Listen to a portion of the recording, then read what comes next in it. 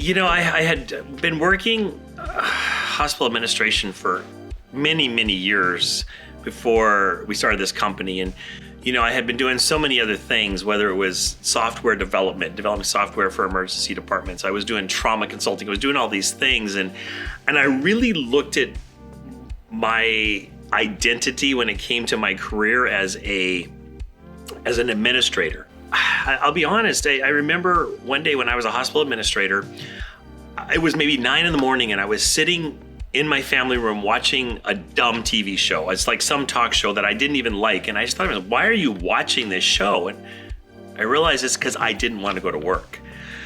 And I realized I was done being a hospital administrator. I didn't want to do it anymore. I obviously didn't enjoy it because I'm sitting at home watching TV at 9 a.m. So I went to work and I told my boss, I have a succession plan in place, and I honestly don't enjoy what I'm doing. So in a month, I'm done. I'm gonna walk away from this job, give you my month's notice.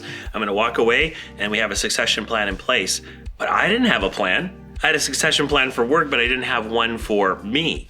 So I walked away and I didn't have a job. And fortunately, I had some savings, so I thought I would take some time to find myself. And what amazed me is within, literally days of walking out of the other job without a plan, people started calling me, will you speak at this conference? Will you do this? Will you do that? And before 3 months, I had such a full schedule of things to do.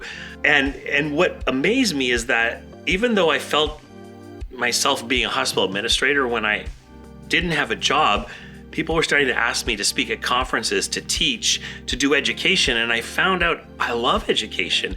And it was such a change and a break from hospital administration. So it was so weird that halfway through my career, when I had built this incredible reputation as an administrator, that I would make this huge turn and become an educator and realize that I also love that.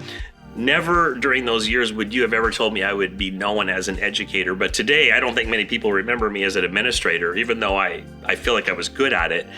I've really become known as an educator, and I've developed the skills, and I'm really proud of it. So that's how it happened.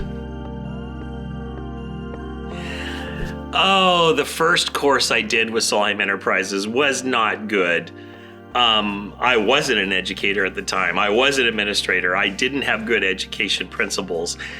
I'm a little bit embarrassed about the quality of both my teaching and the product that I brought forward. But the fortunate thing was, I think somewhere deep inside, even though I was a good administrator, I think there was an educator hiding. And I learned very quickly from my mistakes. And am I very proud of the first couple of seminars I did? Absolutely not. I was not good. But for some reason, I found the educator Jeff deep down inside, and I quickly learned my stride. And it wasn't long before I felt like I got it. Now, certainly in the years that followed, I went back and I got my master's degree in education. I learned about education principles, and I continued to stumble through and become better. So it wasn't like I was good in the beginning.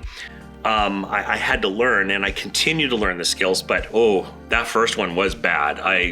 I can't. In fact, I remember leaving the first seminar I ever taught and calling my friend who was an educator saying, that was terrible. I never want to do it again. Of course, I had a few more books, so I was going to have to. And she just kept saying, you're going to be fine, Jeff. The first one's always bad. Don't worry. And fortunately, I had a few more booked. I stayed with it and, found my stride. But let's not remember the first one.